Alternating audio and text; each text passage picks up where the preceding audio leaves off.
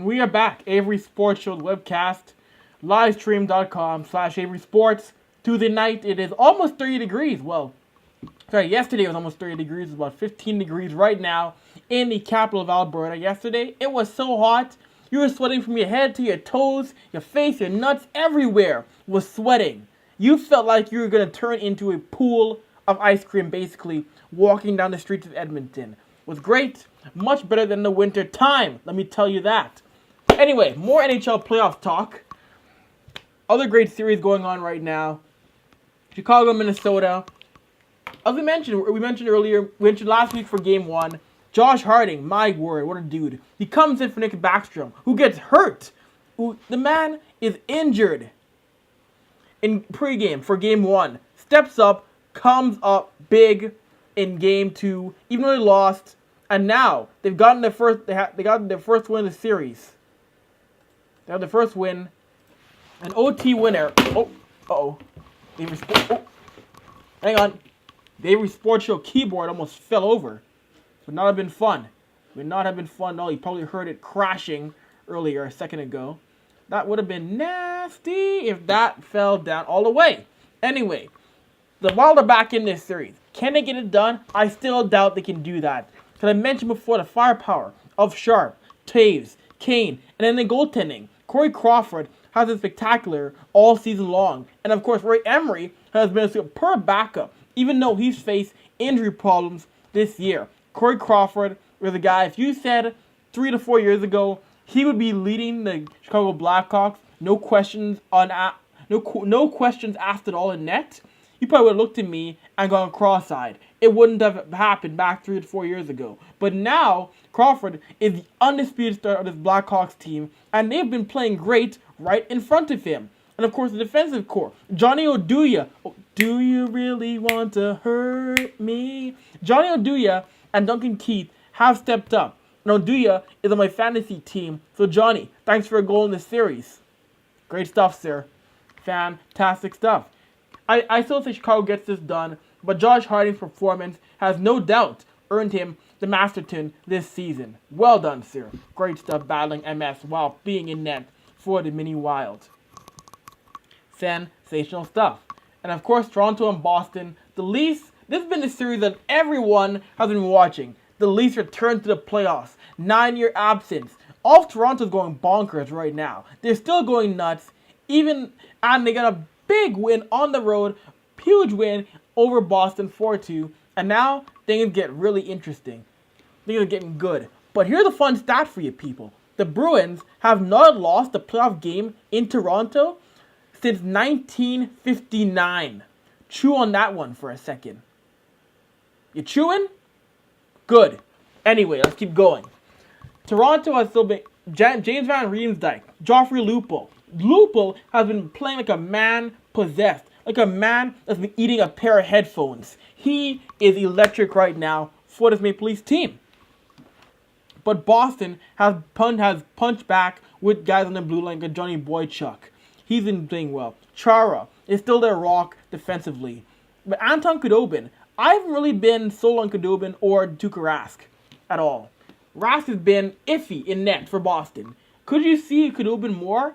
I don't know. Probably not. But Tuukka Rask for me in net has been a little bit iffy in my mind.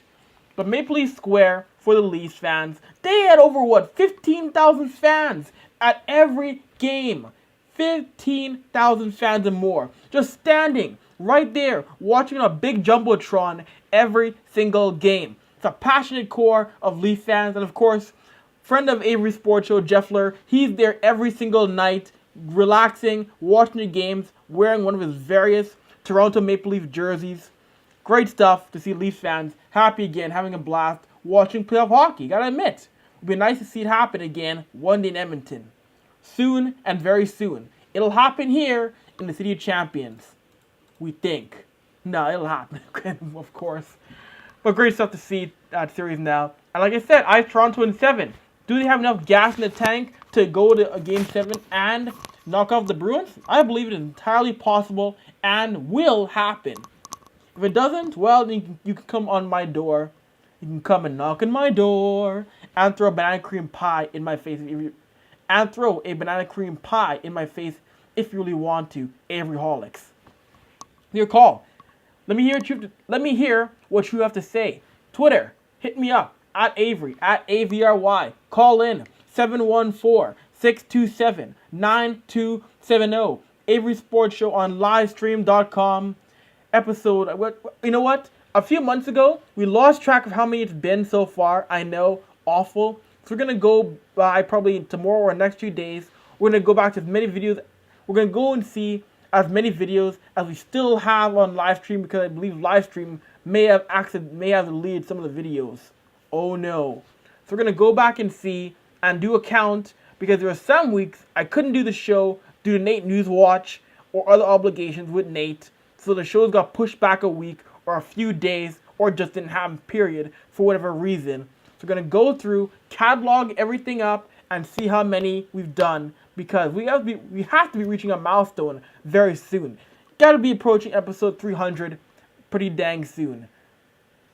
You know, if we reach 1,000 one day, that we're going to go to Vegas. We're going to go to Disneyland. We're going to go do that show in Europe when we reach episode number 1,000. We're going to bring in some horses, an elephant. We're going to have Sinbad perform. I mean, that's going to be a heck of a show. 1,000. Let me tell you that. Who knows what's going to happen? That'll be happening in around, the show still exists by then. I would say 2017, if my math is correct. And usually is not. So yeah, I'm going to say around 2017 will be episode number 1,000 of Avry Sports Show. We're also going to track, too, Avry Sports Show post-game Oilers shows that we did back in 2009. Avry Sports Show morning edition stuff. I believe we should track that in, too. And maybe even times where I filled in hosting on different sports shows across Canada. Just to see how big the media reach of Avry has been over the past 5 years of me being involved in sports media. I think that would be very funny to track down and see if we could do that. I think it would be a blast if you want to come and join me on that wild, wild journey in the land of Avry. Anyway, NBA playoff time. Let me just start off by saying the Spurs Golden State series, Game 1, was not for the faint of heart. The Spurs were down. The Spurs were finished, kaput. And then what did we see? The old boys stepping up again. Manu Ginobili, Tony Parker, take over that fourth quarter and the first overtime. I mean, this game was done. Steph Curry was unconscious in the third quarter. 22 points in the third quarter. He could not miss. He could have been firing shots from the middle of downtown Dallas and still made them in San Antonio. But then he went cold.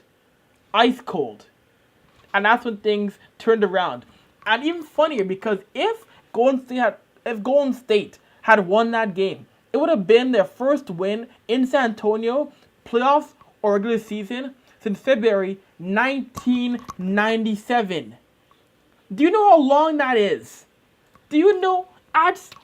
Let me compose my thoughts before I drop to the floor and break out into some Lil Wayne. As terrifying as that would be. The last time the Spurs lost at home to Golden State, the leading scorer in that game was Dominique Wilkins. Yes, Dominique on an injury-depleted Spurs team was the leading scorer with 22 points off the bench. This is when the Spurs were an awful team. David Robinson, I believe, tore his Achilles and was gone for most of that year. They were an awful team. Dominique, and this was old Dominique. This wasn't the high-flying mid-80s Dominique. This was old, put the Bengay on, and try and put up 20 points Dominique, because that's the only bit of offense this team has. We know David Robinson and Dominique Wilkins. They were a broken-down team, not very good. Other guys who were on this playing in this game. Bimbo Coles was still around.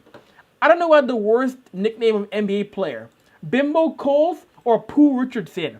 That should be a debate on Avry Sports Show's page. And it will be. Worst NBA nickname between the two. Pooh Richardson or Bimbo Coles. I gotta say, Pooh Richardson is the worst. I know it's supposed to be after Winnie the Pooh, but dude, I don't want anyone calling me Pooh. Do you want someone calling you Pooh on the basketball court? And his real name is Jerome. It's Jerome Richardson. and it became Pooh because his grandmother called him Pooh. But of course, I'm sure there's some days where he was playing like Pooh and we didn't want to get called Pooh.